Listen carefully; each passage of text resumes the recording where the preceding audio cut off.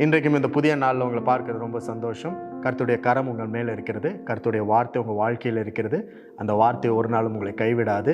வார்த்தை உங்களோடு இருக்குது அப்படின்னு சொல்லும் பொழுது கடவுளே உங்களோடு கூட இருக்கிறார் என்ற அர்த்தம். ஆகவே மனிதர்கள் உங்களுக்கு விரோதமாக எழும்ப முடியாது.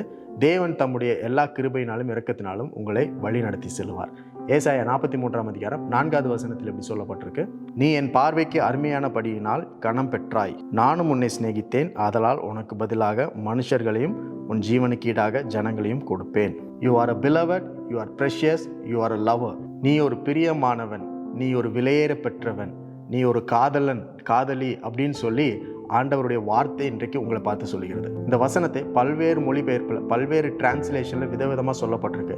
இவைகள் எல்லாவற்றையும் படிக்கும் பொழுது தேவனுடைய பார்வை நம்மை குறித்து எப்படி இருக்குது அப்படின்றத புரிந்து கொள்ள முடியும். தேவனுடைய பார்வையில் நீங்கள் அன்புக்குரியவர்களாக இருக்கிறீர்கள். You are a beloved in the sight of God. நீங்கள் தேவனுடைய பார்வையில் அன்புக்குரியவர்களாக இருக்கிறதுனால நீங்கள் கனம் பெற்றவர்களாக இருக்கிறீர்கள். You are honored in the sight of God.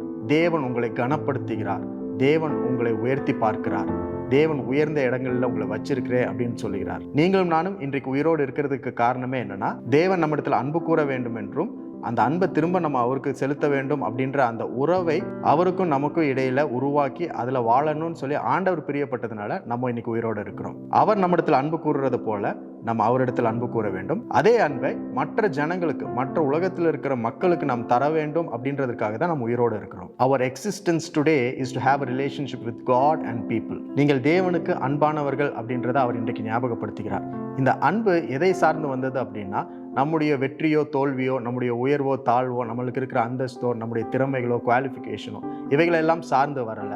தேவனுடைய அன்பு இவைகள் எல்லாவற்றையும் கடந்த அன்பு. God's love transcends all these qualities and characters. இன்றைக்கு நீங்கள் நினைவில் கொள்ள வேண்டிய காரியம் என்னன்னா, உங்களை படைத்தவர் உங்களிடத்தில் அன்பு கூறுகிறார், உங்களை கனப்படுத்தியும் இருக்கிறார். இந்த நினைவை நீங்கள் என்றைக்கும் உங்களுடைய சிந்தையிலிருந்து மாற்றக்கூடாது. No matter what others say, you are honored in God's eyes. யார் என்ன சொன்னாலும் பரவாயில்ல, தேவனுடைய கண்களில் நீங்கள் விலையேறப்பட்டவர்கள், கனம் பெற்றவர்களாக இருக்கிறீர்கள். So start honouring your self today. இன்றைக்கு உங்களை நீங்களே கனப்படுத்த துவங்குங்கள். எப்பவுமே நம்ம பற்றி நம்ம கனமாக பார்க்கறது கிடையாது. இன்னைக்கு அப்படி பார்க்கக்கூடிய ஒரு நாளாக ஆண்டவர் கொடுத்திருக்கிறார். ஏனென்றால் கடவுளே உங்களை அப்படித்தான் பார்க்கிறார். இந்த நாளிலும் உங்களை நீங்களே கனப்படுத்தி பாருங்க, உயர்வாக பாருங்கள், அன்புக்குரியவர்களாக பாருங்கள். அந்த அன்பை எல்லோருக்கும் காட்டுங்கள். தேவனுடைய அன்பு உங்கள் மூலமாக இந்த உலகத்துக்கு செல்வதற்கு உங்களை இன்றைக்கு தெரிந்து கொண்டிருக்கிறார். இந்த நாளை உங்களுக்கு கொடுத்திருக்கிறார். அதற்காக ஆண்டவருக்கு நன்றி செலுத்துங்க.